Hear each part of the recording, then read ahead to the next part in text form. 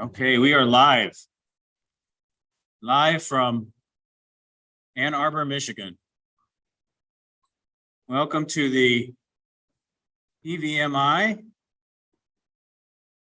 Gerpisa IMVP session for the 30th annual Gerpisa conference. Welcome, everyone. I'm going to hand it over to John Paul McDuffie, and he's going to lead this session. Take it away. All right. Thank you, Bruce. Hello, everybody who is joining virtually, and hello, everybody here in person.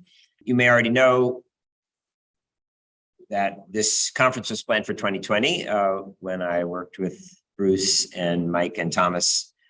And so this is a 2-year later reset.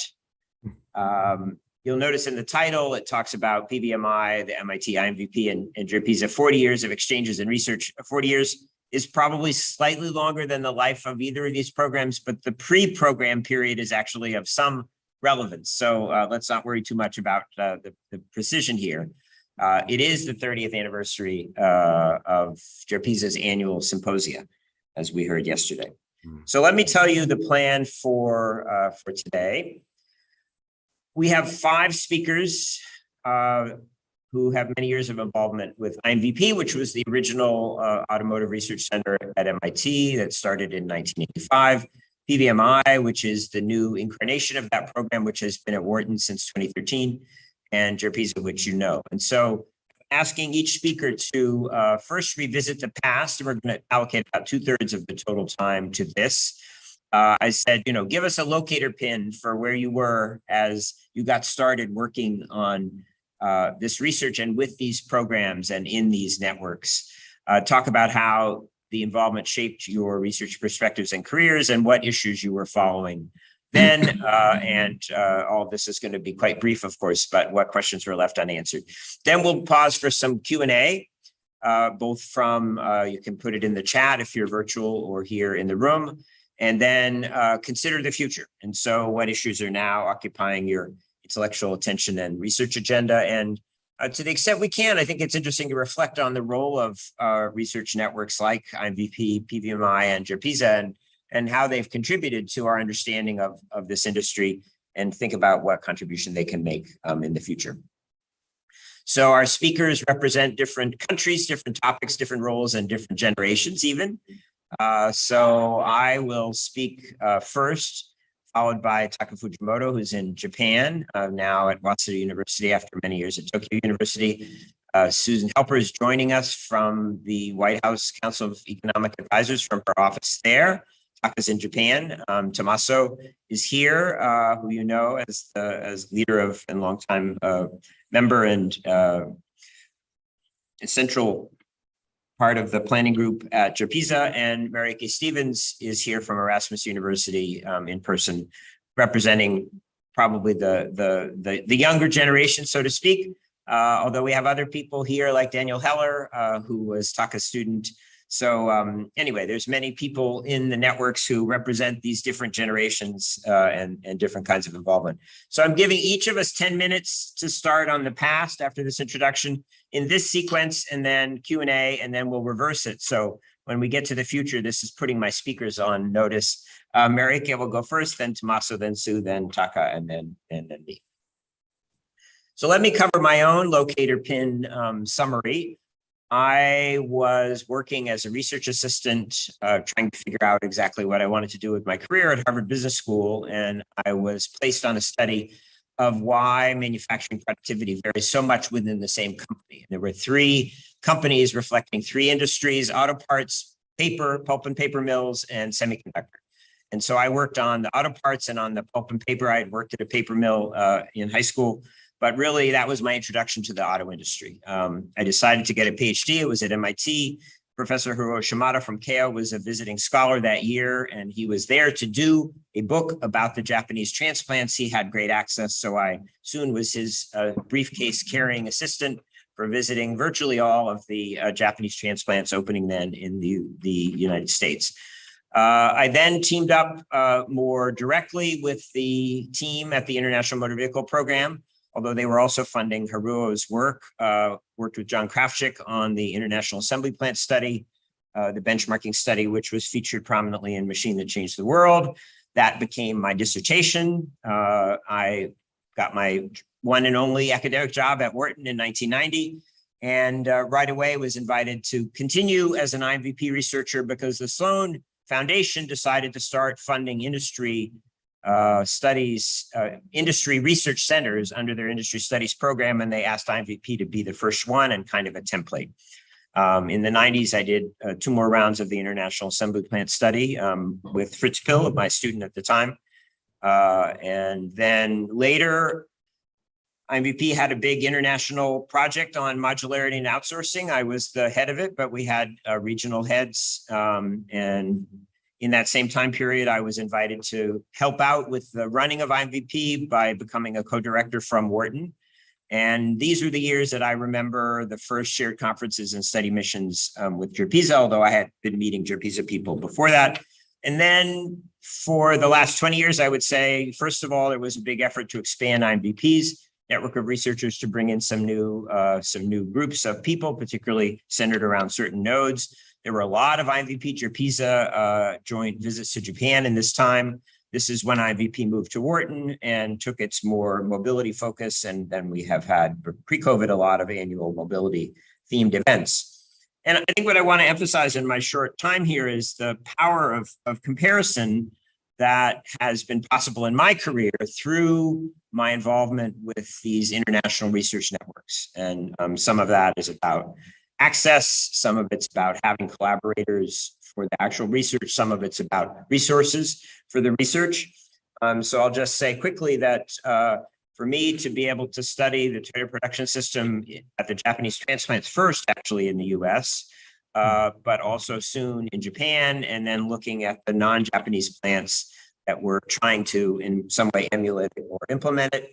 The fact that from the start, there was also an inclusion of traditional mass production plants and well, at this point, it was really plants because that was the focus and how they adapted. So it wasn't only looking at the new thing, it was keeping alive the comparison of the traditional system and the newer system and the adaptations in the process.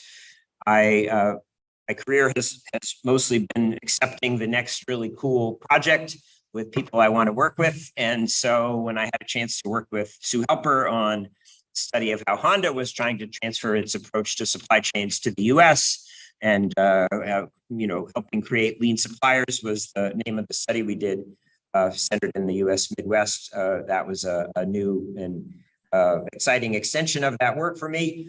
The modularity work represented an extension into looking more closely at product architecture, and this was happening, I think, throughout the network. So we had US, Europe, Japan, and Korea comparisons, and Taka was involved. Mari Sacco, leading the European team, started to work with Christoph Midler. And there were many, many students that got involved at this stage, many of whom have gone on to careers in academia and also involvement with both Gerpisa and PVMI. Taka and I moved on to look at some industry architecture issues. Now we're doing some comparison across industries. Michael Jacobides was a former Wharton PhD student, now at LBS, who I worked with a lot on that. At some point, Sue and I began to work with Marieke and digging more deeply into the role of trust in interorganizational relationships. You'll hear from Marieke, maybe, and also from Sue about that later. And then this final stage with PVMI of looking more closely at mobility ecosystems, all the rapid technological change. I think it's mostly been a matter of extension against new comparisons. So not just cars, but also trucks and heavy commercial vehicles, not just products, but also services, not just incumbents, but also startups, not just the auto sector firms that we know, but the tech companies that are trying to move in. And I continue to work with Taka and Mark Alshay on this.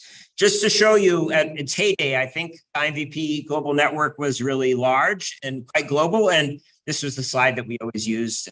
Somebody else designed that really cool animation effect. But to be clear, there were some projects that were centrally funded and coordinated that were often international benchmarking projects. There were projects that IMVP funded of individual researchers based on their proposals, which probably was often some partial funding. And then a lot of people were simply raising their own funds, using their own contacts, doing their own research, but coming to the IMVP researcher meetings and sharing and insights and the like.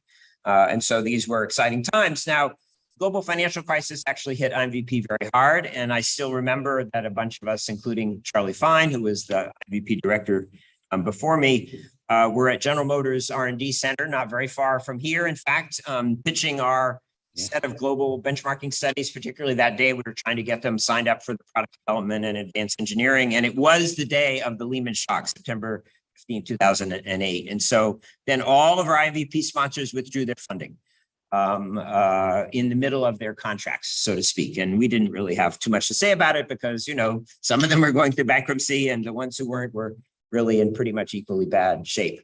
So let me just close by saying a little bit about my encounters with Gerpisa over time. And I say from rivalry to collaboration, I mean, rivalry is a little bit of a hard thing to define, but I will just give you the couple of my own memories. So when I began as a new assistant professor going around to various conferences that were not just IMVP conferences, I found that, you know, the IMVP Machine That Changed the World book was a bit controversial because of its strong assertions that lean production was going to take over the world.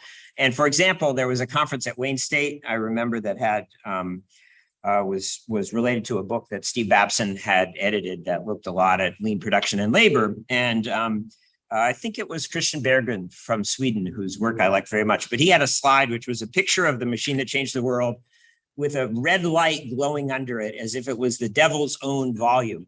And that was a little bit the feeling that I had, you know, like I was the physical embodiment of IMVP and Machine That Changed the World to that audience. And, you know, some of the questions felt a little bit hostile, but I think I survived and actually found that dialogue to be very important in shaping my own views over time. But it was a little hard to get used to because I didn't think of myself as the official representative. The Assembly Plant Automation Project was one which was organized by people who were involved in both IMVP and Gerpisa. And there was a big conference in Venice, which I remember is another kind of landmark event of bringing these two communities together. Again, with some heated debate about certain aspects of the interpretation of results and where things were going. But I felt like that's where some relationships really started to form for me outside of the IMVP network and into the Gerpisa network. Part of the reason I put Taka planned and hosted these joint IMVP Gerpisa events in Japan, which were just wonderful. We would always stay for, you know, it seems like 4 or 5 days, maybe it was shorter, but we would do these study missions. So we're riding the bus a long time to go to some small Toyota supplier plant that Taka picked out for us. And then we also have a day for a researcher meeting. And then we have a day for a big public conference in a really big hall at Hosei. Of course, Koichi Shimokawa was also very involved in this.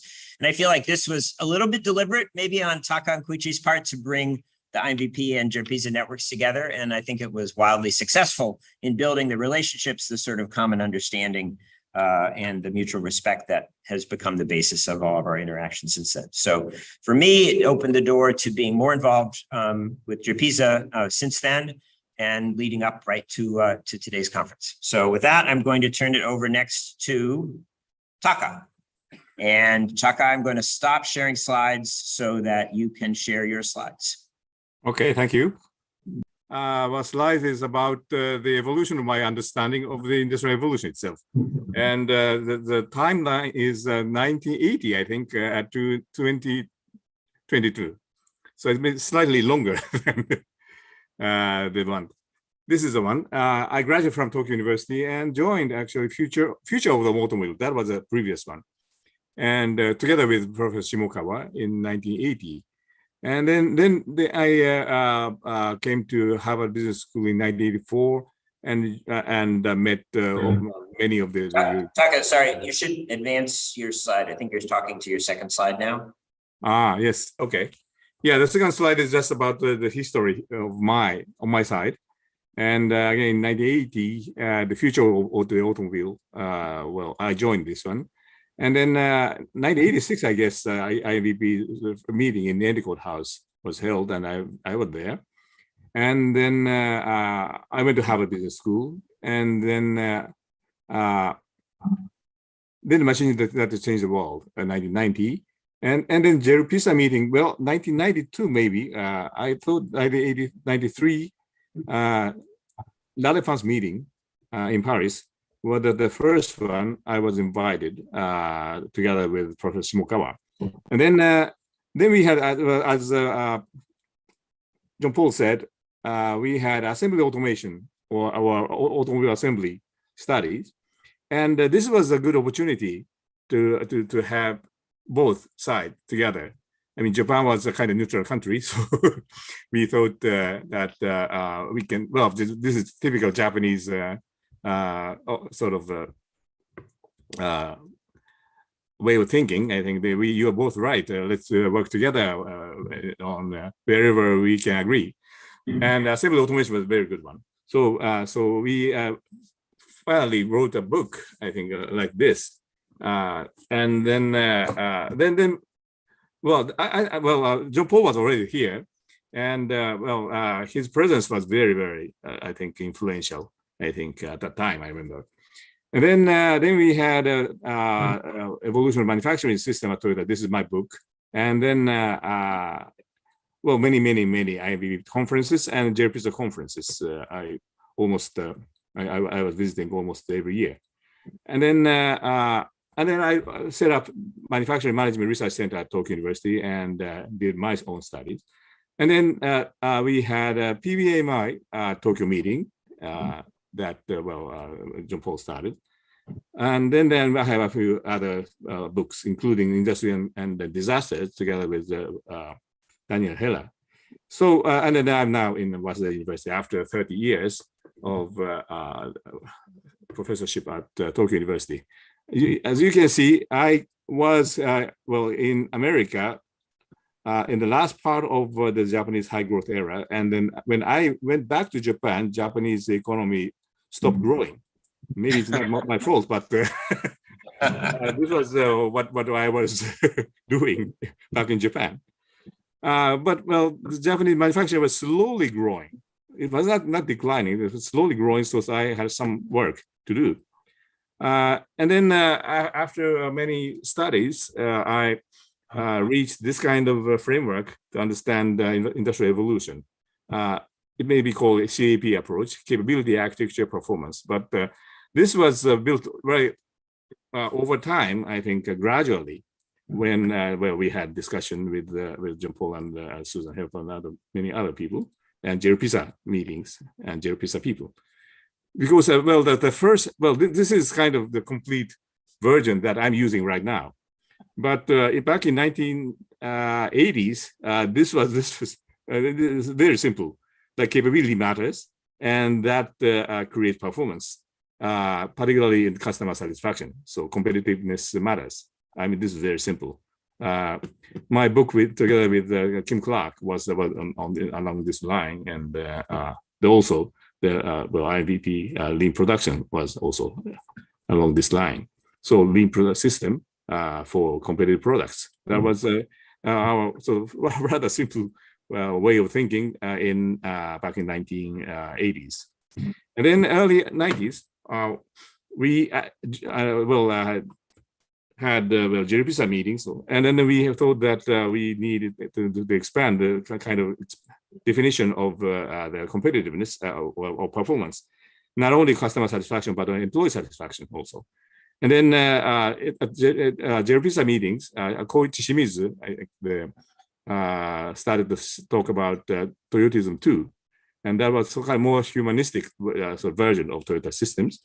And then that was kind of good sort of opportunities to sort of meet both sides sort of thinking, Gerpisa and IMVP. And then I went to the evolution studies because the capability evolves over time. So I wrote a book about the Toyota system, evolution of Toyota system. That was the late 1990s. So my way of thinking was also evolving over time. And then architecture matters. In 1990s, I think MIT and other sort of universities started to talk about architecture. And also this was a time when Japanese sort of digital industry started to decline. So our basic question was why automobile is still okay, but other industries, particularly the semiconductors and the TV industries, were sharply declining. And then we thought that architecture matters. If architecture is integral, since our capability is team oriented, this is still okay. I mean, there's a good balance, but if we go to modular or open modular architecture, then that is the start of the decline of certain industries in Japan. So digitization with open modular architecture, that mattered. And so as far as the car is still integral, I think the car industry was okay. And between 1980 and 2022, well, the Japanese auto companies are still keeping about 30% of the world market share. So they are still okay. I don't know what happens 10 years from now, but it's still okay now. And that's probably because architecture matters. And of course, architecture also evolves over time. So I went to the studies of architecture evolution, and I sort of went back to Bill Abernathy because his life cycle theories was something about the evolution of the architecture. So this is kind of the framework that I reached, but I started in 1980s with some simpler approaches. But then we had lots of discussions and lots of debates, and that sort of was very good for my sort of own evolution of my way of thinking. Thank you.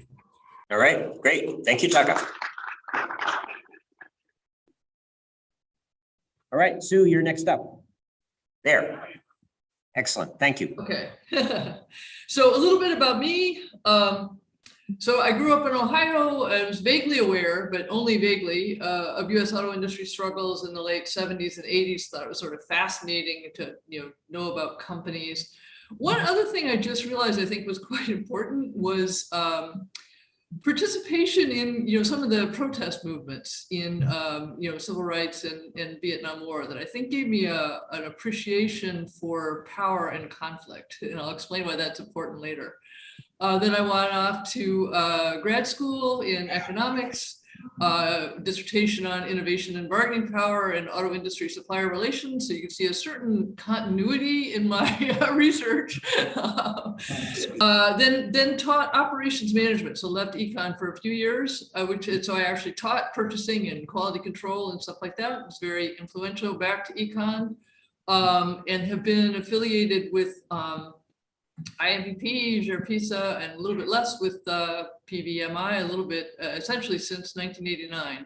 I guess I left off my excursions into the policy world, first under Obama and currently under Biden.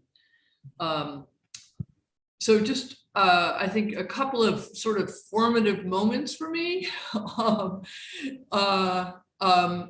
One was and I think just echoing the points that both John Paul and Taka made about the importance of both the plant visits, go and see, and also the International Research Network. And so just a few examples of this, there was a meeting at Acapulco, I think in 1991, where there was just discussion and real anger, I think, about just-in-time, whether it just reduces inventory, it actually reduces it, or does it just transfer it? And so you see how the same words, used by the American automakers, just had a very different impact than in I think the Toyota case. The work with John Paul about Honda was, I think, really formative, influential, also really fun. Just one thing I crystallized in a tri-national plant tour I went on with a grad student named Frank Gillette in Mexico. So wiring harness factory owned by,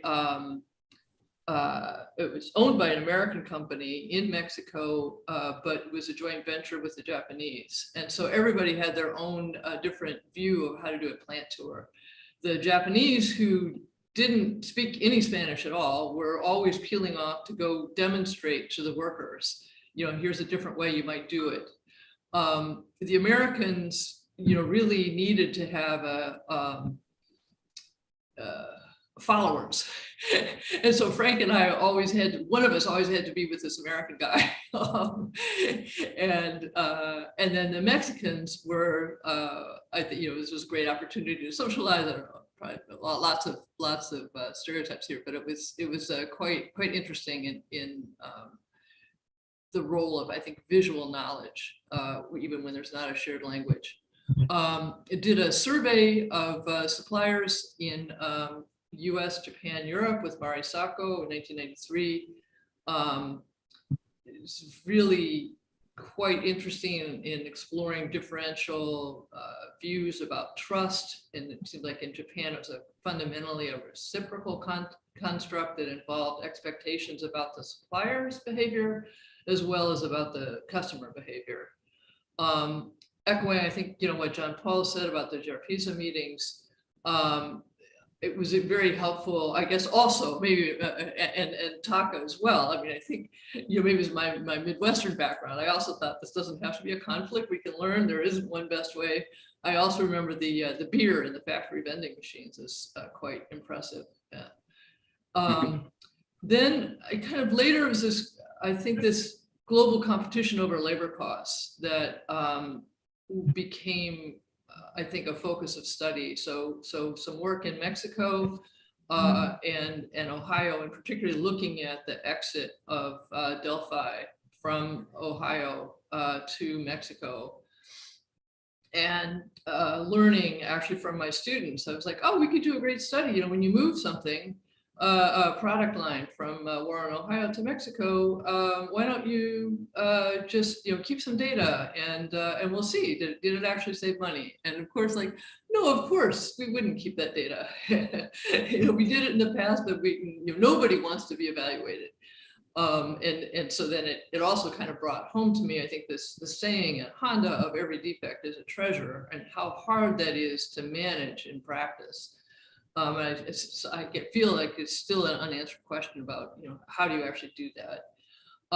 The visits, again, that Taka organized in Japan were really important. What is a cost? How do we value quality? How do we value short lead time? Then the interaction, as technology changes, how does TPS evolve? I remember a visit to, I think, the Central automotive plant, actually just a couple days before the earthquake, where they had AGVs that were not guided by fancy and inflexible wires in the floor, but rather by pieces of tape that could be just picked up, and it had an optical reader on it. I just thought that was such a great example of combining technology and the flexibility that's implicit in the TPS view. So then, some of the key issues to draw out of this that I think are still issues that I think about. One is the nature of knowledge, that in the TPS it's iterative and it's context-based. And because of this, there's real power in linking brain work and handwork. So this is I think the opposite of the Tayloristic view, that of course you want to separate these and have a division of labor and specialization. But I think what that misses is that even mature plants change frequently, and those at the top of the hierarchy can't see all. And then coming back to my background, I think I was particularly attuned to the role of incentives and power. And some of that is labor and management, but also I was just really struck on my very first plant visits about how the finance people and the operations and the purchasing people all just,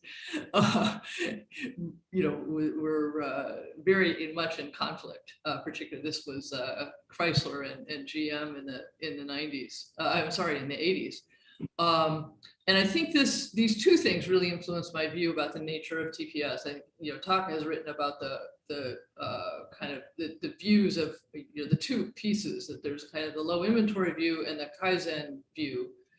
And I think the view that was really emphasized a lot by Jim Womack and in The Machine That Changed the World is a sort of mechanical process. You remove the inventory, you reveal the rocks in the lake, and then you'll get the improvement. And I think, there's all kinds of reasons why that might not happen. And incentives and power relations really matter. And so I think that I'll stop there. Great. Thank you very much. All right, Tommaso, you're next up. So Hello to everybody, and thanks, John Paul, to put together this important plenary session. I don't have slides. I'll try to make sense of me being here as director of Gerpisa. So how it comes that I've chosen that track. I remain in Gerpisa for so many years, and I got attracted to this industry and never let it go. And I remember it started in the summer of 2000. First met Michel, Michel Fresnay was going to be the director of my master degree and then PhD. And so I met him in a small cafe nearby l'École des études en sciences sociales. And I prepared a project for the master degree on the Toyota plant in the UK. And I remember I already read at the time the Takahiro Fujimoto book on the evolution of Toyota, and that was my basis. And Michel said that's all very good, a couple of times, but you also need to read this. And he gave me the 4 books that Gerpisa just edited. So that was the One Best Way, the Teamwork book, the Variety book, the Hybridization book. And as you know, that altogether it makes more or less 2,000 pages and like 80 chapters. And he told me, okay, have a look at that. And in 2 weeks' time, we meet again and you give me a new project and then we discuss what we can do. And that was basically my first, experience with Gerpisa, like advanced training in research, like military training in research. And actually, I really enjoyed it. And I remember reading these books and just, full time for 2 weeks. It really had an impact on me and it shaped me as a researcher. And I realized that when you spend 2 weeks reading books about companies' trajectories, factories, analytical concepts to understand that, and you really enjoy it, it tells something about yourself. And not everybody goes through these experiences and that's great, that's what I want to do for the rest of my life is to do that. And I think that even before I was, I guess, very curious and never really fit into a discipline. And it might be a paradox to think that specializing in the auto industry could be your way forward. But what I realized that reading this first Gerpisa book that summarized 10 years of research, that was the first international program, that looking into these industries like opening a door to a variety of different approaches. You can look at the industry from so many different angles. You can go into the factory, we have heard about that. You can go into the factory, you can look to innovation, engineering, distribution, car dealers, powers, politics, standards. And it's an industry that is so central to the history of modern capitalism that opens up all these different type of direction. And it connects disciplines and points of view that normally gravitate very far away in the academia. Academia is very much structured by disciplinary approaches and you make your career in one discipline or another. And here in Gerpisa and the IMVP, I think we both share that. They interact to one each other. That I think is what is the value of this network, is that they bring together all these different points of view around this common object, which is the automotive industry. And this for me was revealing. That's what I wanted to do intellectually. And I think, again, what makes the difference for network like IMVP and Gerpisa, and to me explains why they last so long, they're still there, is that when you bring together these things, academia can make the difference. It can raise questions that are not just important questions for the discipline, the different disciplinary boundaries, the intellectual dimension of that. You speak to actors, you speak to the industry, you speak to policymakers, you speak to trade unionists, and you can use research and do really ambitious empirical research to provide answers to them and have an impact. And I think even if, I've been very critical of the lean production book, The Machine That Changed the World, you can see that this is a book that makes the difference. And you will find in that book exactly that, all these different layers, all this different approach, looking at the whole industry and making sense of major transformations in one book. And that's why it was so influential. And so that really started me off. And since then, I've just if I look back on my trajectory, just been, in Gerpisa and keep developing all these different layers of analysis. And it's true that in the 1990s, Gerpisa really developed as the place where mostly European researchers reacted to lean production, because I think that there is also a matter of institutions here. The academia world in Europe was still and is still shaped very much by state fundings, by a lot of independence towards the world of enterprise, when the US world was more shaped by business schools taking a lot of place in the organizational studies.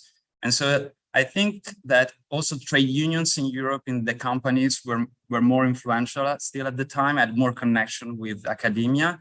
And I would also add to that some companies in Europe were doing fine. I mean, the big three had very bad times in the 1980s, but companies like Volkswagen or premium brands, or even Renault in the 90s were doing well without being lean. So that created some elements of resisting this approach. And we had all these researchers from all over Europe, Christian Berggren, you mentioned, Holger Jürgens from Germany about the German model, Giuseppe Volpato from Italy, that came to Gerpisa and say, okay, let's try to debate about it. But I think that, as you say, John Paul, over time, this opposition turns out into something different. Also because I think that IMVP was not only defined by the machine that changed the workbook, that was a product with a specific target and that worked very well, but IMVP network was much more than that book.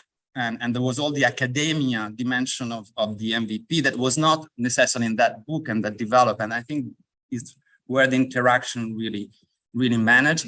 And as you mentioned, there were a lot of researchers that were in between the two networks. Taka was one of them and is one of the most important of them, but Koichi Shimokawa, of course, played a very important role. I think Giuseppe Volpato as well was very important. And all these people were like in between. They say, okay, the lean production is a very important concept, but the variety of models approach is also a different way of looking at the industry. Rather than opposing the two, let's see how these different angles brings different lights, different shadows, and allows us to better understand the industry. And so that led in the 2000, I think, to several cooperation. I was part of these trips to Japan, and that was a great experience. First of all, because I discovered Japan, which is just a wonderful place to be. And then I remember just going around factories with Fritz Piel, Matthias Holberg, Takahiro Fujimoto, Jean Paul, and just learning what does it mean make a factory tour with somebody that really knows how a factory is organized. That was a really learning experience for me, how much you can get out of these experiences. Then I would like to say that in the 2000, things start to be difficult, I think, for both our networks. And I would like to spend a few words about that. One reason I think is that the auto industry was crucial, very central in the 1990s, and then it started to fade away in terms of importance in the 2000s. It was not anymore at the center of the attention of social sciences. It was an old industry of an old economy, and there were a lot of new economies, new sectors, new research questions that seems to be unrelated to the industry. So it became more difficult to attract people to Gerpisa. I also think that the interdisciplinary nature of the network, it is more difficult to sell now because the career patterns are more difficult. It's more challenging for people to get tenure, to get a position. And this investment in interdisciplinary doesn't pay off. I mean, you do that because you want to get the good research question, because you want to get the best answer, because you're fascinated by the object. But when you bring it back to your disciplinary journals and review, that's not what they're looking for. They are looking more to really target disciplinary contributions. And I think that we stick to this interdisciplinary approach. We stick to this idea of investing in things that do not bring a lot to our careers, at least in the short term. I think in the long term they do, but in the short term do not seem to pay off, but remain important. But it was difficult to convince people to stay within these dynamics. And also the fundings. The fundings became more problematic.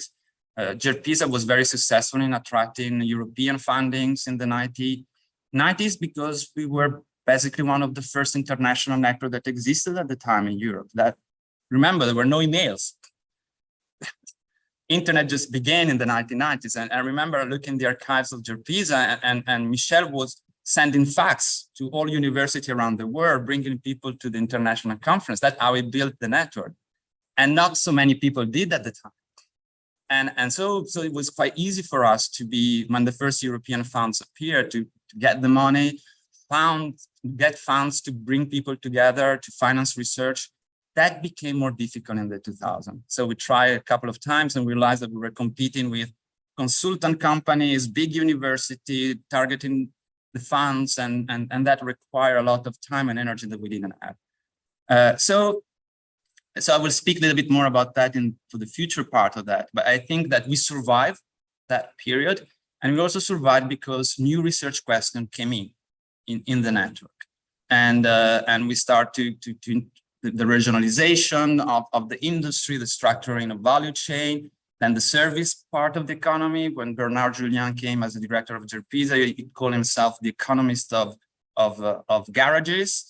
And it really brought the dealers, the distribution side of that, and we started to look into that. We had Carol Williams with the financialization of the industry, and that was very important for us to think about corporate governance, value creations, power relations within the companies, between executives, shareholders, and other actors.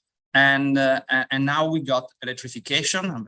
We were quite early on. 2009 was a book by Gerpisa called The Second Automotive Revolution that was about electrification. And that was Michel who had this thinking. I think that book, for 5 years, it seems that we got everything wrong because electrification was not taking off at all. And remember, we were quite making some self-criticism about that. We got things wrong. We expected China to be early on in 2010, the arm of electrification for all the reasons that it makes sense today. But it was not happening. But then finally things start to take off. So we start to work early on electrification, and all these topics are coming to Gerpisa and making it's also that the automotive industry is sexy again. We can say it's attracting again a lot of attention. I will talk about this in the second part of the presentation. So I think that's explained why I'm here, why Gerpisa is still here, why many of you have been here for so long. I think I'm not speaking just about myself. I mean, there is a community of persons that have the same engagement with this industry and with this multidisciplinary approach.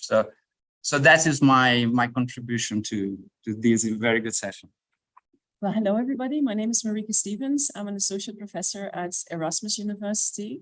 And I'm really glad that Jean-Paul invited me because IMVP, as it was before, was a key enabler in my career. So what did that look like? I was born in the Antilles, but grew up in the Netherlands. And in the year 2001, I got a grant, a very generous grant from the Japan-Netherlands Institute to study small, medium enterprises. That was the only sort of boundary I had. And what I decided to do at that moment was to look at the Renault-Nissan alliance and the impact that had on the supply chain of Nissan. I was trained as an anthropologist and I had a degree in international relations as well. So I was really interested how this old Japanese system being replaced by a more European Western approach, how that was, how that was received in Japan. So what do you do when you get to a foreign country? You don't know anyone, you're not in any network. I looked at the phone book of Tokyo, which is like this and in Japanese. I started reading newspaper articles on Renault-Nissan Alliance, and I found this one name of Professor Shimokawa. And he had been interviewed by the newspaper about Renault-Nissan Alliance, and I thought, I have to find this guy. And I had no connections whatsoever, zero. So I found him, I called him. My Japanese was awful, but I was able to explain to him that I wanted to talk to him. And so he was very nice to invite me to the university, speak to me. And he said, actually, the person you need is Takahiro Fujimoto. That's really the guy you need to talk to. So from my phone book, I go to basically the key player in Japan in this field. Again, Professor Fujimoto was extremely welcoming, invited me for lunch, didn't eat anything himself because he was just talking all the time. And I basically could write my entire master thesis based on that one interview. I continued my approach of looking for newspaper articles, going through the phone book, saving my 100 yen coins. Okay, now you can Okay. reset. Sorry. Where was I? So very quick one. Born in the Netherlands, went to Japan. Let me make this smaller. I think that's nicer.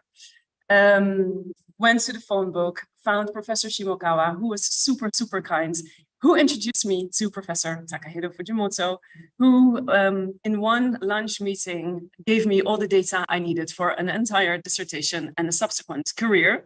But I continued my approach of going through newspaper articles, going through my phone book, collecting 100 yen coins, talking to people in very bad Japanese, but people were very interested to talk about this topic that seemed to be ignored. Like, how does the closure of plants that Nissan was doing, how does this move from a keiretsu approach that's fundamental to how Japan saw they build themselves up? By the time I got there, they were in decline, but it was still something that had a feeling of pride. So I was able to talk to labor unions, worker unions, many Nissan employees. I was also able to talk to Carlos Ghosn. I had a 45-minute interview in 2001 in the Ginza headquarters then, and I explained, as this young master student, you're closing factories, you're displacing local communities, you're displacing workers. How do you feel about that? And there was no response whatsoever. So I felt sort of the ignored anthropologist, but I did write my master thesis on that. I was at the time, and still am, with a Dutch man. So I didn't want to do my PhD in Japan, but came to England. And interestingly, I went to Queen's College and Cambridge University. IMVP paid for my PhD. The first 3 years of my PhD were actually funded by IMVP. That was really great. I think, Jean-Paul, you mentioned in 2000s that early 2000s, Professor Fujimoto had this secret agenda of bringing everyone together. I think I'm the child of that secret agenda. I attended an IMVP meeting in, I think, 2005 in Tokyo, if that's possible. And Sue was there and you were there. And that was my chance to meet everybody. And I was a great admirer of Sue and Mari Sako's work, and I didn't know how to approach her. I didn't have the phone book approach. So what I did, I followed Sue to the toilet. And she was washing her hands, and I said, "Oh, are you Professor Helper? And I'm really interested in your work." And she asked me, "What do you do?" I quickly explained, I look at these displaced communities when factories are closed. And she said, "That's cool." And she used the word cool. And that really made my day, because I thought, Carlos Ghosn doesn't care. International press doesn't care. But somebody I truly admire does care. So with that, comment in my back, I went to do my PhD in Cambridge. I had to write this first year report that everybody needs to write. And I was unlucky in that the editor-in-chief of AMR was my assessor. And he looked at my reports that was on this displacement. And his comment was, "It's been more than a decade. We looked at Japan for inspiration." And he basically sort of said, "Go and do something relevant. Japan is not doing anything that's relevant." This Martin Kilduff. So I was lucky to have you guys all around me who appreciated my work. I published a couple of chapters with Professor Fujimoto in your, I think it's your Gerpisa book, or the few of the books that came out. And also during that time in England, I did 2 PhD visiting positions. One with Christophe Migler in École Polytechnique, when they were still very centrally located and had this amazing canteen where you would have stuffed squid for lunch for like €2. So in that 3 months, I gained like 5 kilos. And I also spent a semester at Wharton, which was also very foundational, because for me, that was a time when I started to take an academic career seriously. The students there were much more advanced in their understanding of the job market, how this works, what you really need to do to advance in this field. And there were a couple of big international conferences happening where I would go with a batch of Wharton students, and they're like, they know exactly what they're doing. They're like guerrillas going into the field. And I had no idea. So the first time somebody said to me tenure, I thought they were saying 10 years. So I didn't even, know what the system was. So in Wharton, the students helped me professionalize in how I should approach my future career. Sue also came in the picture as we worked on the paper that you mentioned, where the Honda study that you mentioned also came into combined with my work in Japan. And we were able to publish a paper on that, which was really nice because up until then, everybody was saying to me, this is not relevant. This is an approach that doesn't bring you a bottom line. Why are you interested in that? As I, from the UK, went back to the Netherlands looking for an academic position, I was supported by all of my letter writers were from IMVP. Everybody who wrote a letter for me to say, hey, I would like to apply to Erasmus University was IMVP member. So like literally enabling my career. As I just joined Erasmus, Professor Fujimoto and 5 students came to the Netherlands. We visited the Dutch automotive consortium that we have, even though we don't have an OEM. And because Professor Fujimoto was joining us, we had the 2 CEOs of Netcar also joining the meeting. And then together with Fujimoto and the students, I went back to my own department of technology and operations management, and Fujimoto gave a talk. And it felt like my dad was bringing me to my first date. I came into this university with this huge entourage of this great respected professor, and it really kickstarted me at the school. They were like, oh, that's the girl, who came in with the famous Japanese professor. So that was really, really, really great.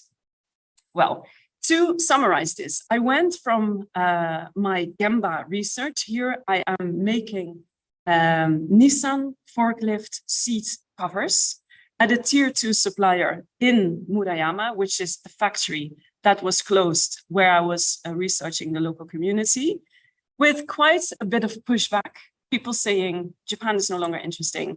Keiretsu as a system doesn't work. And now I have my revenge 21 years later, because I'm co-editing also together with Sue up until she joined the White House, a special issue on mobility, climate change, and economic inequality.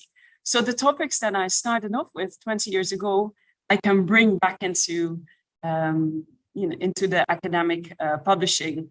And I feel that people are more willing to listen to that message now. So I would love to talk to that AMR editor now. So I think that's my history for now. Yeah, thanks. And we can take questions from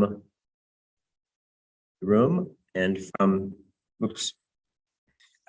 Daniel was noting that even though both Gerpisa and IMVP operated with meetings in English, there were opportunities for going deeper in other languages, and that, for example, Gerpisa has done a number of seminars and special sessions entirely in French. MMRC obviously had some conferences entirely in Japanese. And so the issue of language and how to cope with doing international research and so many different languages. Do you have some thoughts on that? Oh yeah, I think to do really a deep sort of case studies or field studies, I think you will need, I think, the local language capabilities. But so that's why I think when we have local meetings, I think we tend to use the local language. But then there's still, I think, we have lots of opportunities. When I think, particularly in my case, I think because I had to speak English, I mean, I had to make some kind of sort of framework to make myself understood. And otherwise, probably I couldn't really make the kind of framework that I have now. I think so my sort of duty to translate my sort of deep sort of knowledge about the reality in Japan, particularly because I have maybe 2,000 probably plant visits so far, so I have a lot. But then I squeeze out some of the concepts. But then if I were just speaking Japanese, probably sometimes talking in your mother language, I think, make you stop thinking. But when you constantly have pressures to translate that into international language like English, I think that really actually create, I think, some of the concepts. I think you may have this kind of things between French and English and Germany and English, but in my case, at least my local language is Japanese, and that helped, I think, creating some of the probably concepts. No, it makes sense that all of us operating these networks had to learn how to communicate with people whose first language was different from ours. You know, I always feel like us Americans can get away with murder because we can just speak English and we don't have to learn other languages, and English is kind of the lingua franca of global business. But nonetheless, making yourself understood to somebody raised in a different country in a different languages is a challenge for anyone. And I think we all had to learn to do that. The other thing I would note, and I absolutely, of course, agree with your emphasis that Gemba, you know, go and see. So you don't need always so many words when you have the visual stimulation of these visits, right? Although when you sit on the bus afterwards to make sense of the visit you just experienced, that's when you're back into this world of trying to communicate. The last thing I wanted to say is, you know, there were years when I think being part of IMVP and going to different countries to do research, there was a sense that you know, many of these companies were perhaps IMVP sponsors, or in some other ways, you were getting sufficiently high level attention that perhaps they would provide a translator if that was needed. So, and often very good translators. When we had international conferences, we often were able to have very excellent simultaneous translators because we had the resources to do that. I found over time, and maybe as Japan moved off of center stage and also the resources dwindled, it was harder to count on really good translation. And I have to say, another extraordinary thing about these networks is people being generous to be translators for each other in the course of visits, you know, which is not a job anybody signs up for. And it's quite exhausting to translate for even your friends and colleagues, even on issues that you know and understand pretty well. So I think the generosity of people helping with their language skills, others in the network, for me was always a wonderful feature of being part of IMVP, and I imagine Gerpisa as well. Sue, do you want to add anything on this language issue? Just echo all the points, and especially the gratitude. I did have a tiny bit of the experience of Taka, in that my Spanish is not good, and I gave a few talks in Spanish, and I had to simplify in order to express, and so that was actually quite a useful thing. But the main point is the gratitude to Daniel, Taka, Marieke, and Marisako, and others for all the Japanese especially. And Tommaso, any observations from the Gerpisa experience?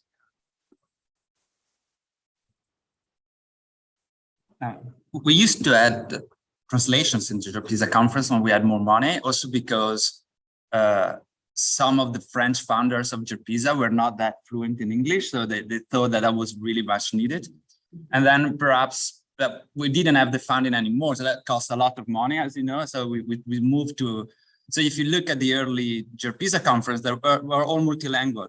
All the program was in French and English, everything was translated and so on. At the same time, I remember yesterday, it was Marc Alochet who spoke about how Renault and Nissan and Dongfeng engineers interact, and they say, well, they have the drawings. You know, they go to a room, they draw stuff, and that is their common language. And I think that what I said before about the automotive industry is the same. We have this common language, which is we understand the industry, and so we understand each other. And I mean, sometimes, and that is not absolutely true for most of our Japanese colleagues, but sometimes there is the Japan English word, which is very difficult to understand a Japanese who has learned English recently and make sense of what they say. But in Gerpisa, magically, we could understand each other even when the English was not there, because we could figure out what we were talking about. And I think that these common objects is what also make these interaction more easily. At the same time, it's also what is great is that these different culture also imply different approaches to the industry, different way of building the conceptual framework. moving from the bottom and progressively creating a vision of the industry. And I felt that Japanese are very strong with that, with the attention to the details, and then building progressively their understanding of the whole and coming with a really empirical driven understanding of that. While the French are very quickly in theory, making theories of things and then casting on objects, but then they really go deep into the object to try to understand that. And I felt that the Anglo-Saxon approach is much more pragmatic and efficient in a way.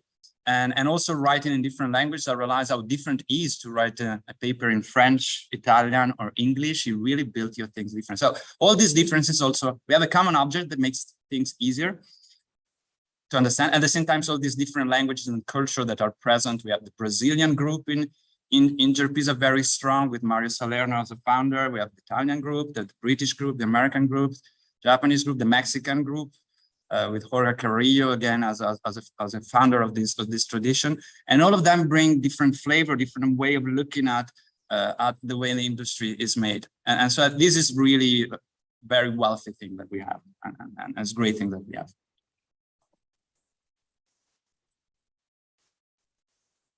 Okay, I think it might serve everyone's interest if we get back on. Oh. Yes, go ahead. Let's take it. And then soon I'll go to the next section. Please come up, Lorenzo. Yes. I was going to say get us back on schedule, but maybe that doesn't matter so much. No. I'm coming here because I can't shout from there, but hello, everyone. I'm speaking on behalf of Gerpisa, but I have questions that are partly for the speakers and partly for the audience as members of these two networks that are present here.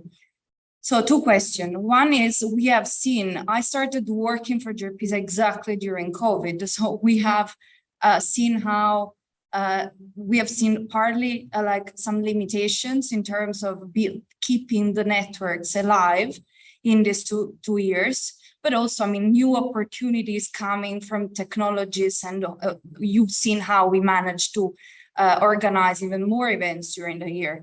So my question to all of you as members of this networks is what would you like to see in the future, building also on these new opportunities that we have? One, as a feedback from you, because I don't think we will have exactly another opportunity to talk about these things since the other plenaries will be outside.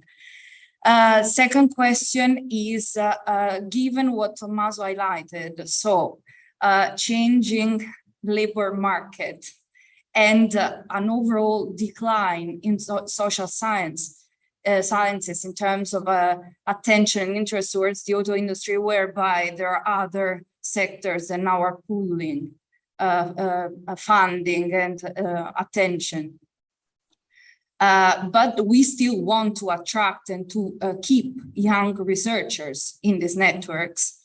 So what can we do to do this, to keep supporting new researchers, given the changing needs also of the labor market that affects their career and their entry into especially academia?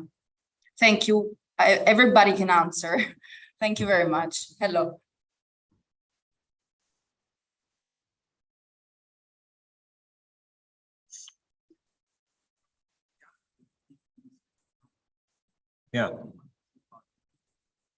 Yeah.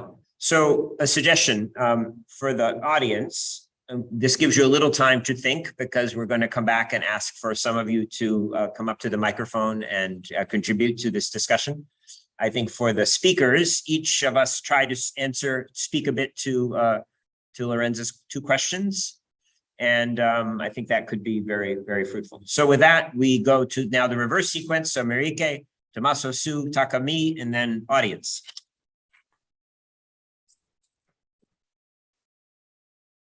I got 5 minutes, so I'm going to use my stopwatch.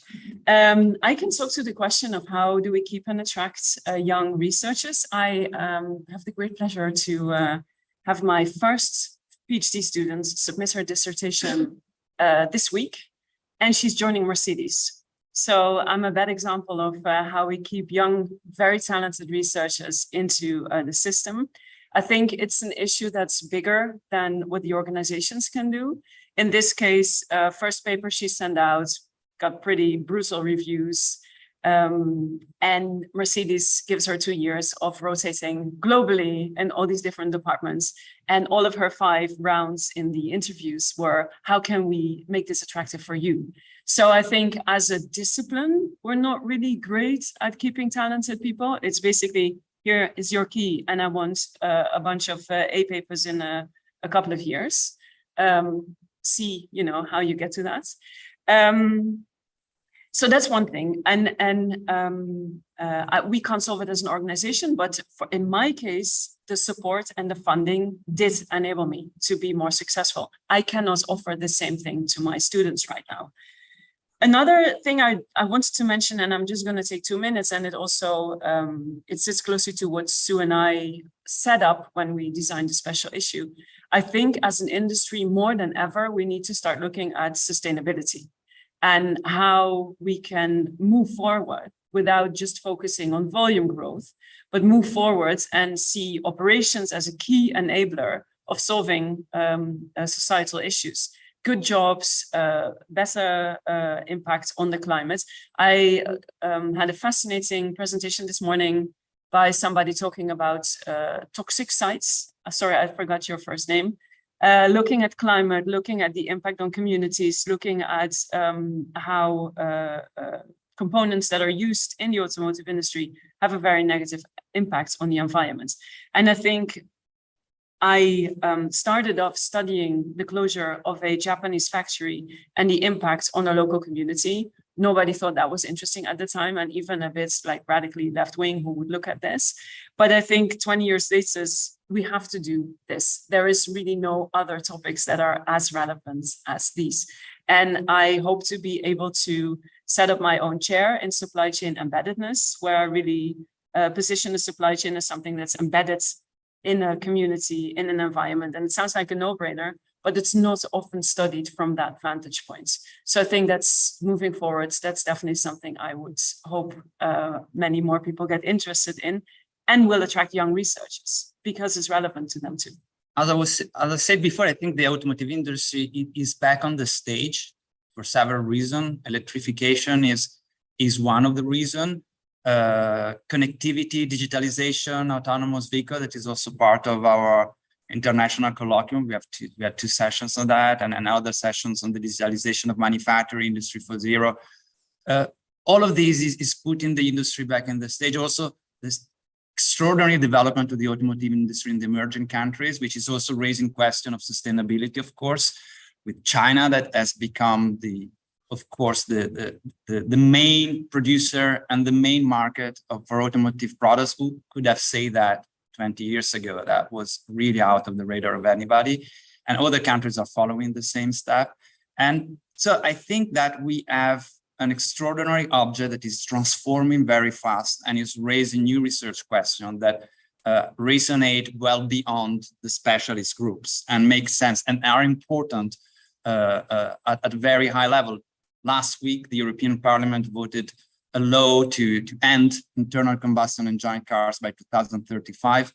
And this has been at the core of all the news in Europe in all the 27 states, because that's changed the life of people, changed the perspective of climate, has huge impact on the industry.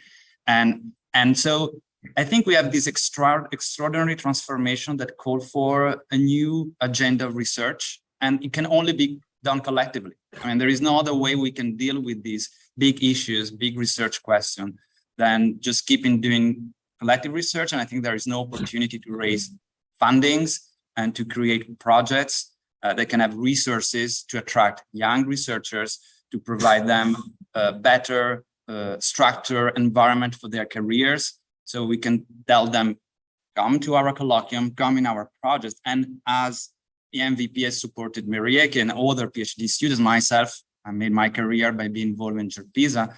I think we can make these again, but we need to be very attentive to these issues. So I think we are both very conscious of how much difficult the labor market has become for young research, and I think that should be integrated as a priority in our research network. And I think we have made an effort for these colloquium, previous colloquium, to always support PhD students if they don't have the fundings to pay registration, to travel, to do.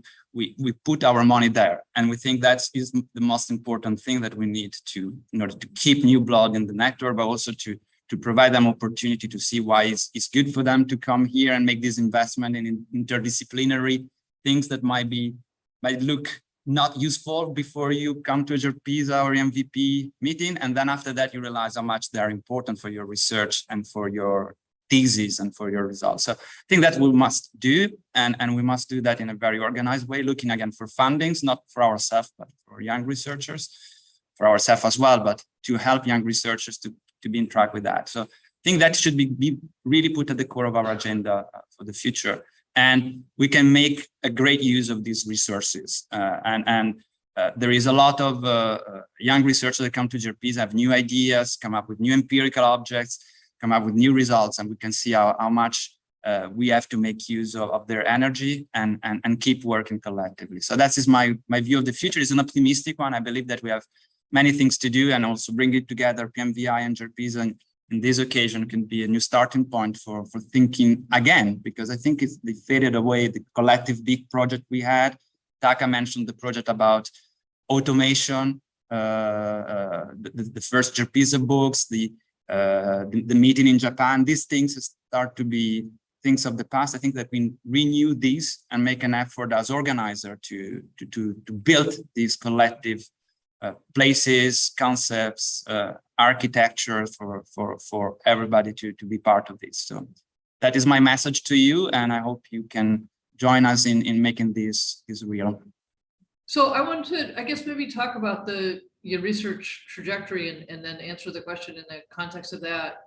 So I was talking about, key formative issues that, I really learned from my association with IMVP and Gerpisa was this idea about nature of knowledge and, the iterative and potentially context-based knowledge of importance of those factors. So nature of knowledge, and then the role of incentives and power, within and between companies. And so I've been working on a bunch of issues that reflect that. Resilience, supply chain resilience is a key global issue.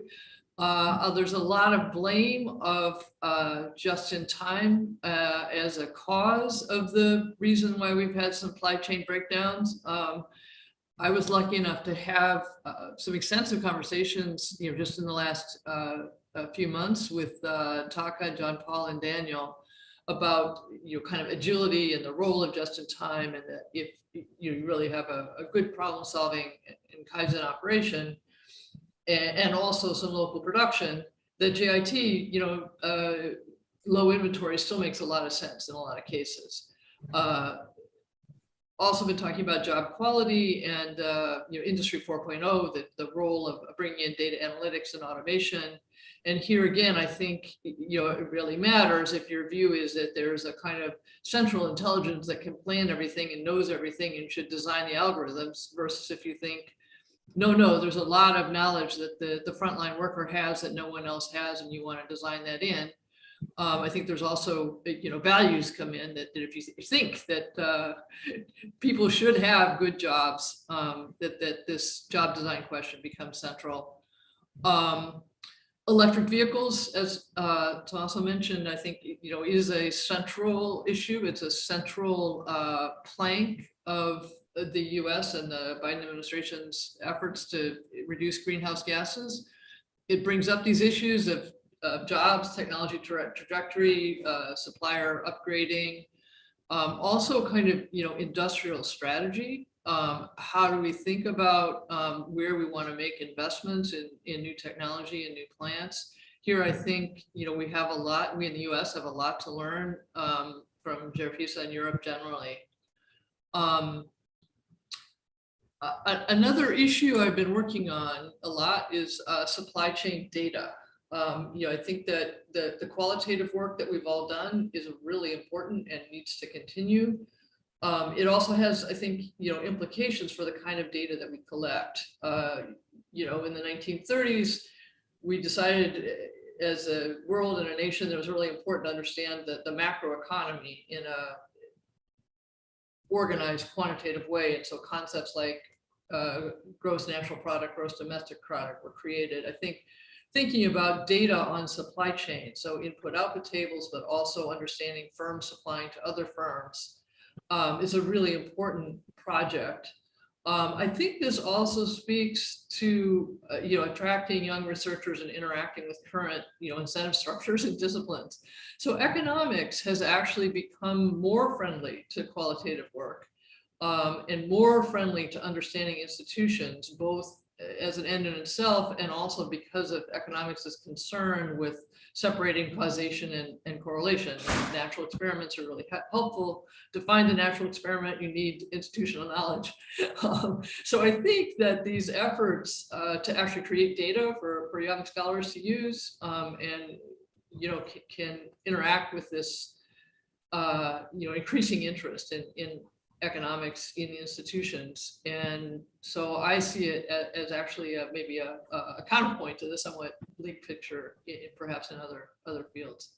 So thanks a lot. Well, thank you very much. Well, first I have to say that, well, Susan Helper wrote a very famous chapter 6 of the economic report of the president.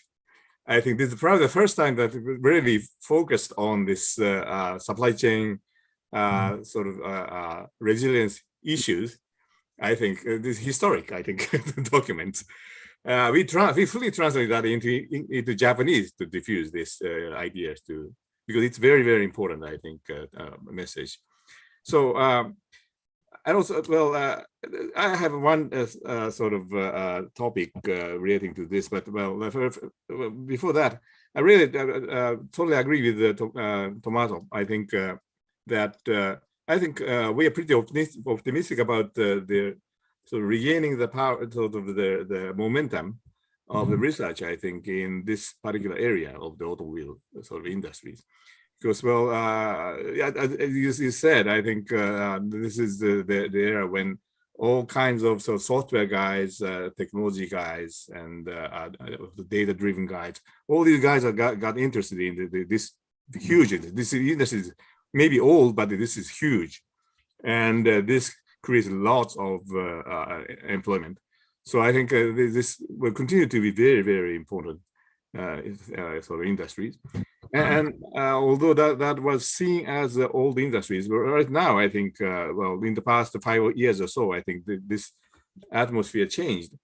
So I think we have opportunities. I think the important thing is really to make right questions to those people coming from outside to attract attention, because that creates some kind of new research opportunities for them.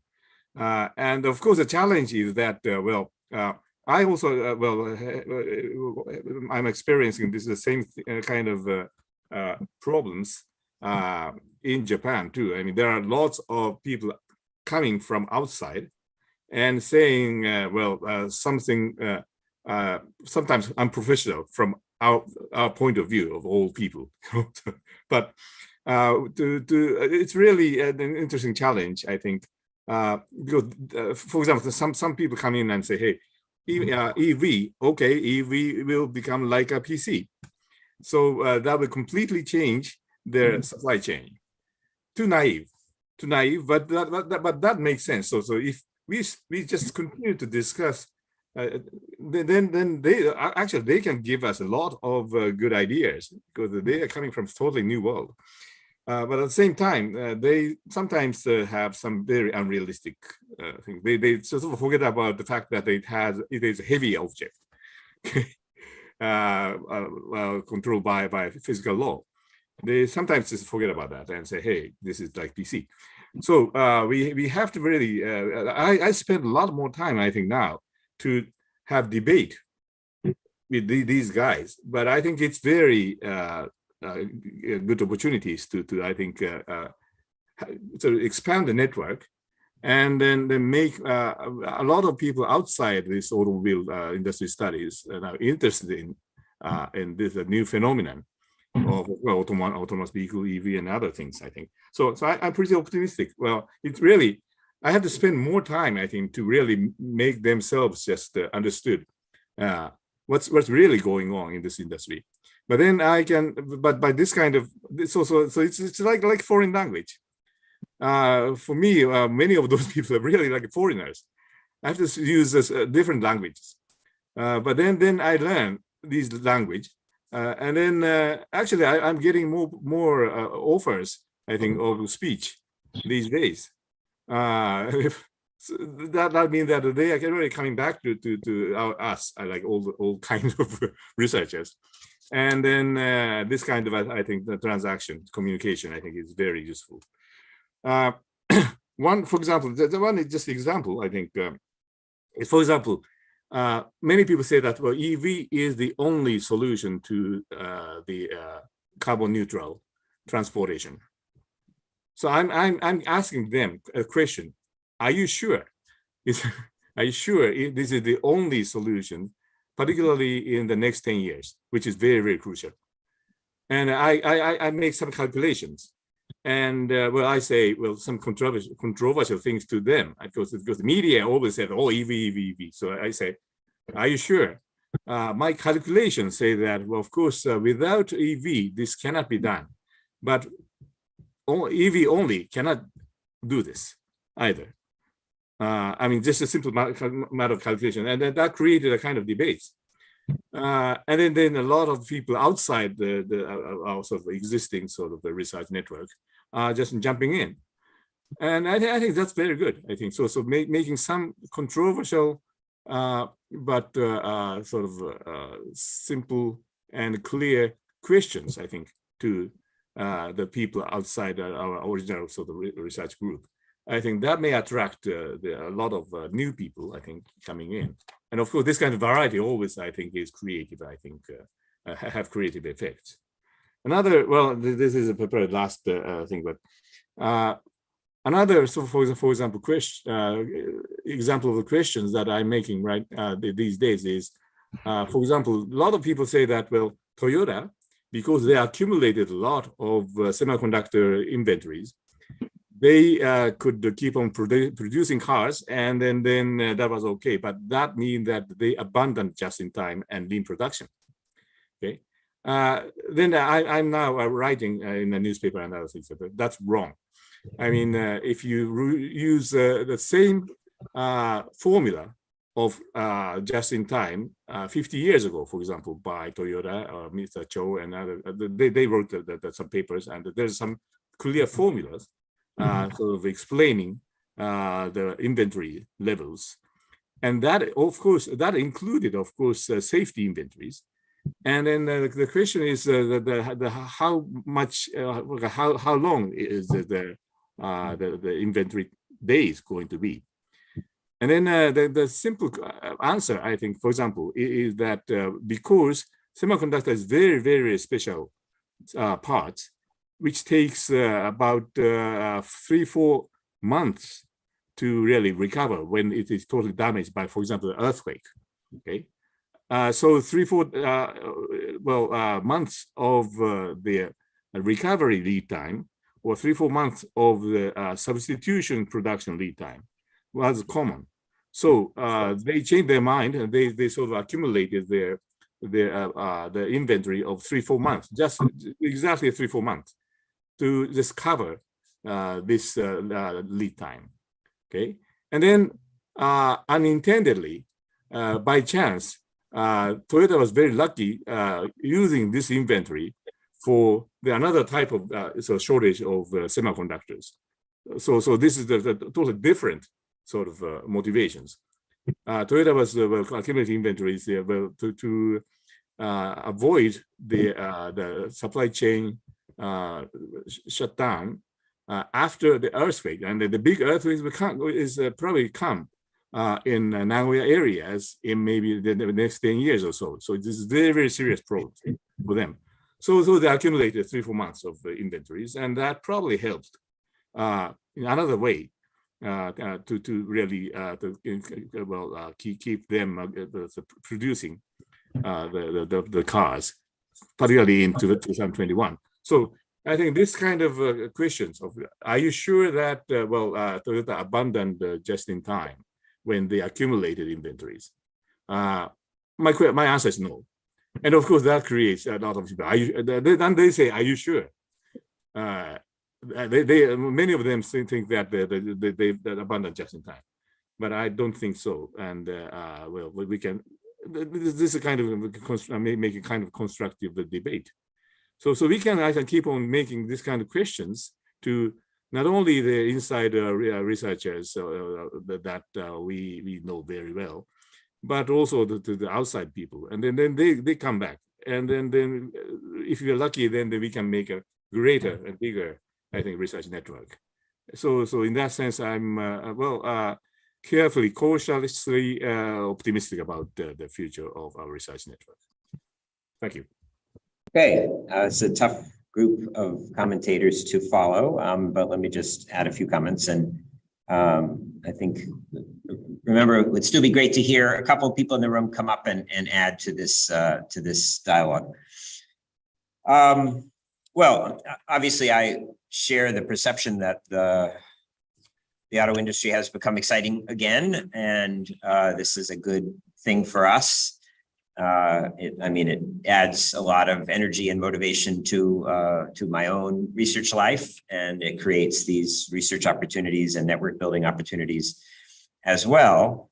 I think there's still the challenge of persuading certain audiences that the kind of knowledge that we have about the auto industry going back some time is highly relevant to understanding this transition, because there is still some view that this is an old, mature, stuck in the past industry that won't be able to adapt to all these changes, and that naturally the technology companies will have the big advantage, and they will swoop in and grab all the value and grab the control of the data and the control of the customers and this kind of thing.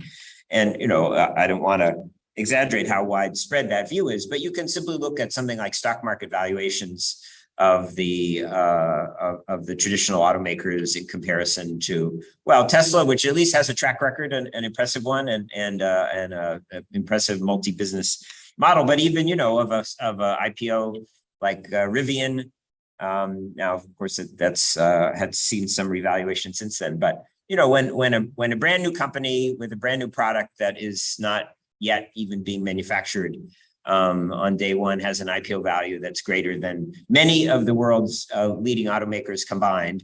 And when Tesla's value is combined, all automakers virtually at certain points, you wonder who's thinking these things.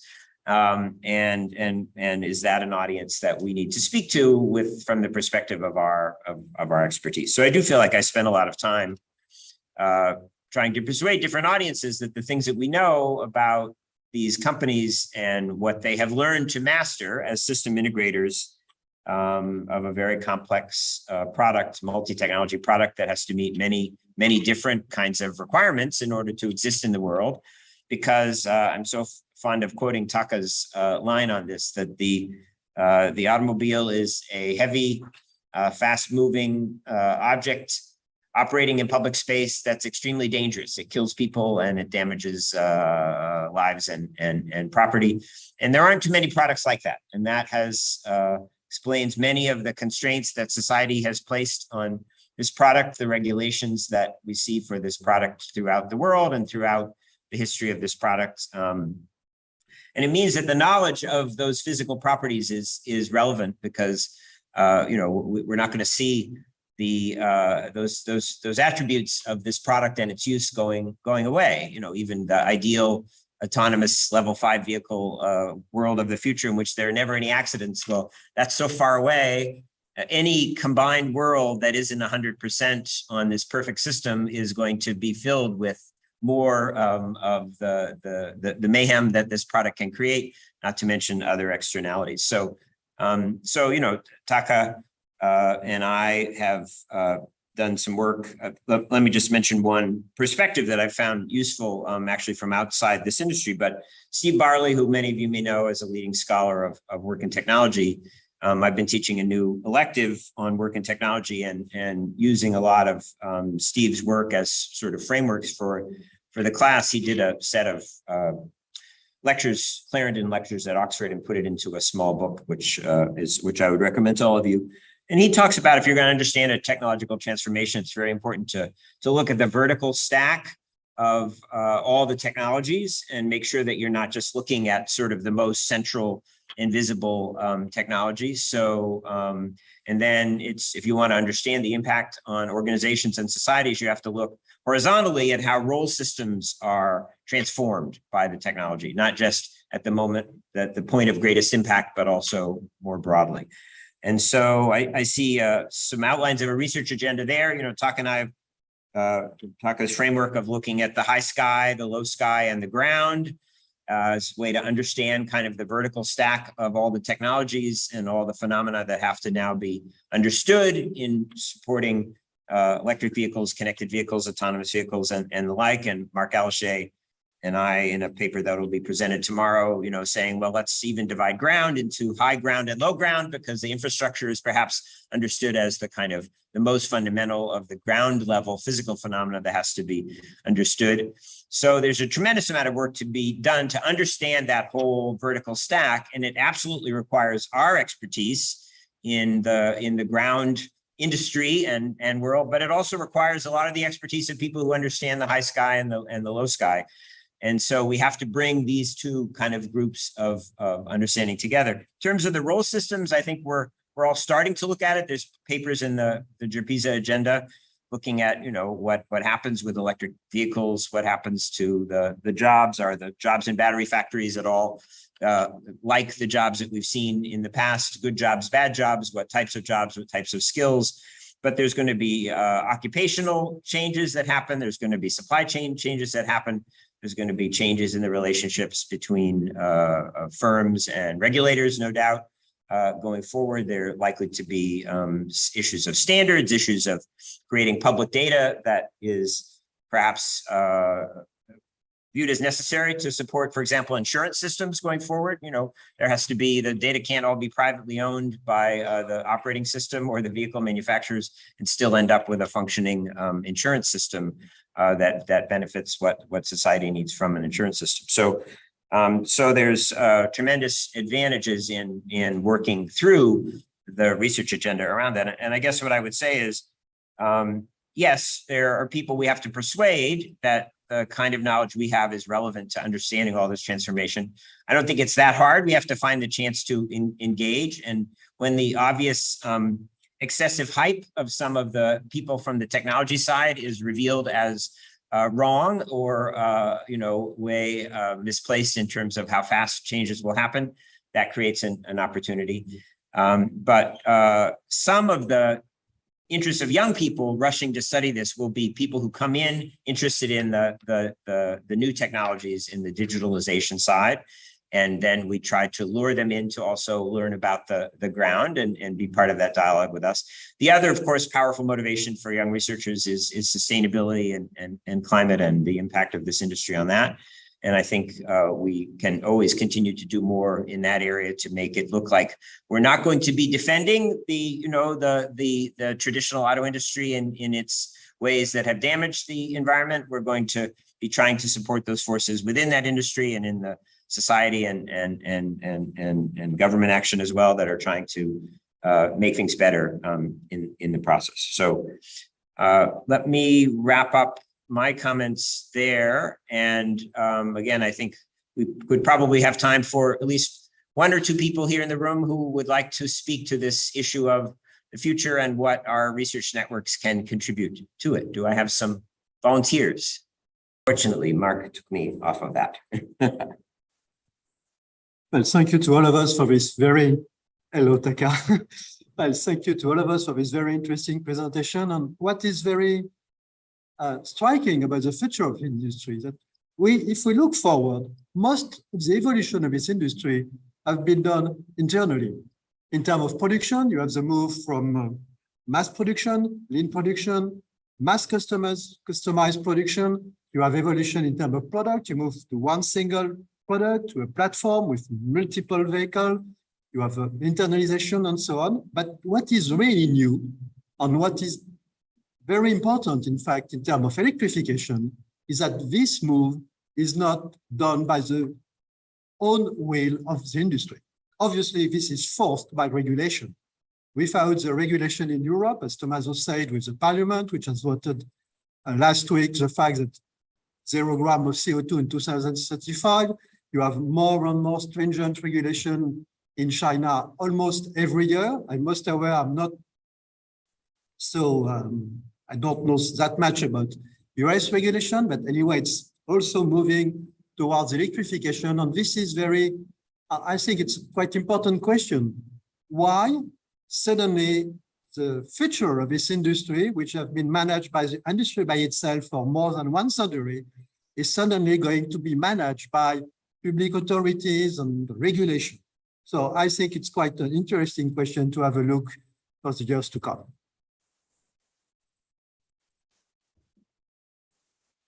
Thank you, Mark. Please. Thank you. Great presentations. We really enjoyed your presentations, guys. And I just want to emphasize that this is the moment to be part of this interdisciplinary field. We are in the middle. I want to put it in this way. We are in the middle of this triple transition, which means the transition from transportation to mobility system, the transition from fossil to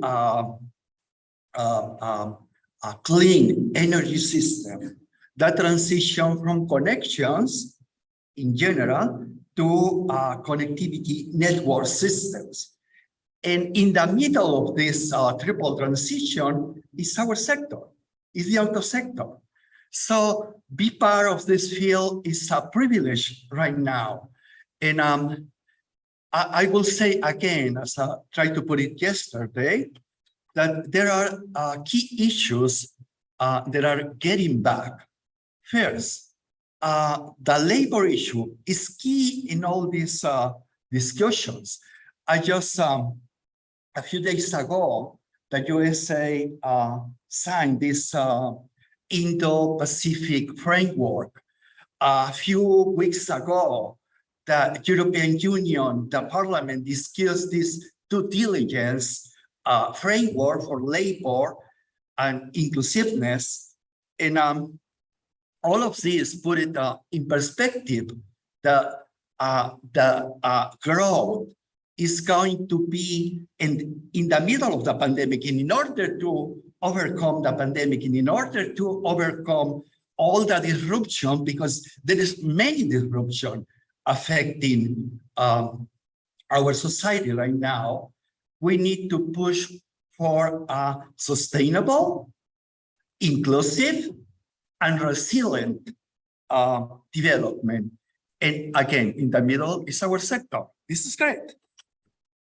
I think what I could just say is to propose, or I would have expected other complementary topics, such as in general, reflect on whether we need individual versus public transport, to look at the raw material impact of electrification, and to look at sacrifice zones, what you have already pointed out too, right? So local toxic pollution. And me as a German, I'm not very optimistic, because I feel like, at least in Germany, which is quite right now the leading voice in electrification, there's not much debate whether actually having the same number of cars that we had before and just changing the engine will be the solution. So I think sometimes we have to just step one step back and talk about the assumptions of how we want to, think mobility. So yeah, I don't know.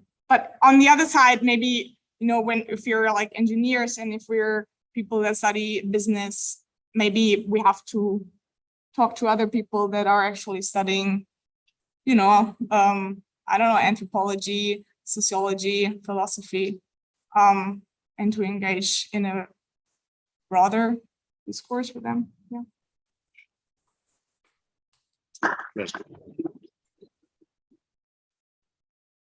Yeah, and this may be one of the most existential questions for a group like ours, both of the networks, you know, because some of the paths forward involve, you know, less personal transportation in individually owned vehicles. And of course, it doesn't make the industry go away, but it is a big part of what we've been studying. And it is tempting to have just continuity in our topics. And we look at, you know, can the automakers transfer their capabilities from internal combustion engine vehicles to battery electric vehicles? And then we, you know, say, okay, yes, we think they can. Now let's move on to autonomous. When the question of whether as society, should we be supporting alternatives in mobility that don't depend on this model, as central as it is to economies and other things. So we need more of those voices here. There's plenty of voices out there asking those big skeptical questions of all the kinds of things that we study, and we will do better work if we invite them inside, and we have to persuade them to join us, and we have to find a way to offer some value to them. So maybe with that, I think it's a good time for us to wrap up. We have more sessions before lunch. So thank you, Taka, Sue, Tommaso, Enrique. It was tremendous fun to organize this, and a pleasure and a privilege to experience this dialogue with all of you. So yeah. Thank you very much, Will, from Tokyo. I enjoyed very much, except that this is almost like the 1 o'clock in the morning. Yes, thank you, Taka, for staying up so late. We appreciate it. And thank you, Sue, for pulling yourself away from the schedule you have. So, okay, bye. Oh, my pleasure. Really grateful. Thank you.